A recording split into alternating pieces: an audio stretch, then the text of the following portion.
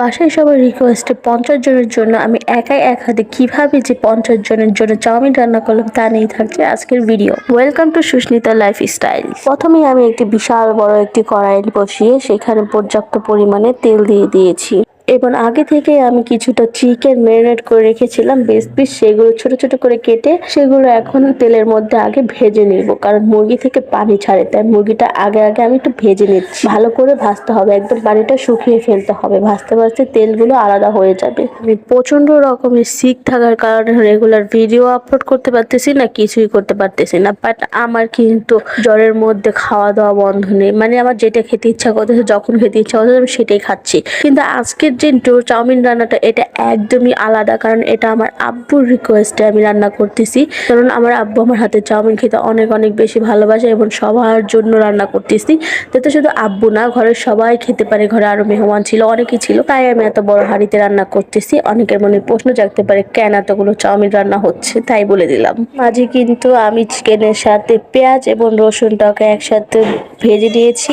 তারপর এখানে আমি কিছুটা গাজর এবং বরবটি আগে থেকে হাফ সিদ্ধ করে রেখেছিলাম, সেইগুলো দিয়ে দিলাম, কারণ নুডলসে বেশি সিদ্ধ হয়ে গেলে ভালো লাগে না সবজিগুলো, তাই হাফ সিদ্ধ করে রেখেছিলাম। এবং এখানে দিয়ে দিচ্ছি আমি ম্যাগি মশলা 2টা। এটা আসলে একটু কম হয়ে গেছে, এটা একটু বেশি দেওয়া দরকার ছিল, অন্তপক্ষে 3-4 প্যাকেট দেওয়া দরকার ছিল। অনেকগুলো নুডলসের সাথে এটা একদম কম হয়ে গেছে। তারপর দিয়ে দিচ্ছি টেস্টিং সল্ট, লবণ এবং ব্ল্যাক পেপার।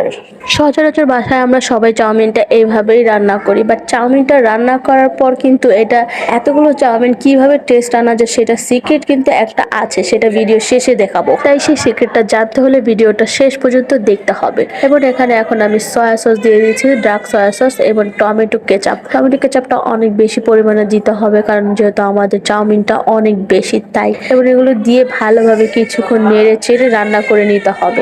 ধরেন 2 মিনিট একটু নাড়াচাড়া করে নিতে হবে। তারপরে এখানে আগে থেকে কেটে রাখা ক্যাপসিকাম এবং কাঁচামরিচ ফালি করে রাখা দিয়ে দিতে হবে। ক্যাপসিকামটা লাস্টে অ্যাড করার কারণ হচ্ছে এটার যে গ্রানটা চলে আসবে, এটা আলাদা একটা ফ্লেভার আসবে এবং অল্প অল্প একটু কামড় পড়বে, যখন কাঁচা কাঁচা তখন খেতে ভালো লাগবে। তারপর এখানে আমি আগে থেকেই চাউমিনগুলো সিদ্ধ করে রেখেছিলাম, অল্প একটু লবণ এবং তেল দিয়ে পানি দিয়ে ভালো সিদ্ধ করে এগুলোকে পানি থেকে নামিয়ে তারপর আবার ধুয়ে কিছুটা পানি ঝরা দিয়ে রেখেছিলাম। সেইগুলো এখন অল্প অল্প করে অ্যাড করব এবং মিশাবো, কারণ এতগুলো চাউমিন একসাথে মিশানো সম্ভব না, তাই অল্প অল্প করে চাউমিন মিশাচ্ছি।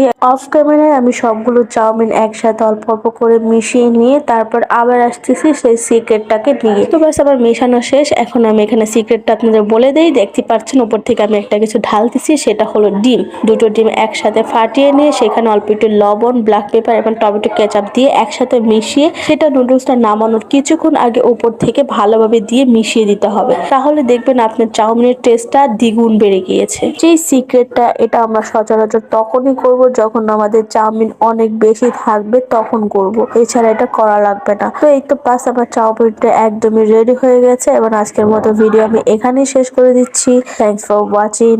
আল্লাহ হাফেজ। সবাইকে ভালো থাকবেন, সুস্থ থাকবেন। নেক্সট ভিডিওতে আবার দেখা হবে ইনশাল্লাহ।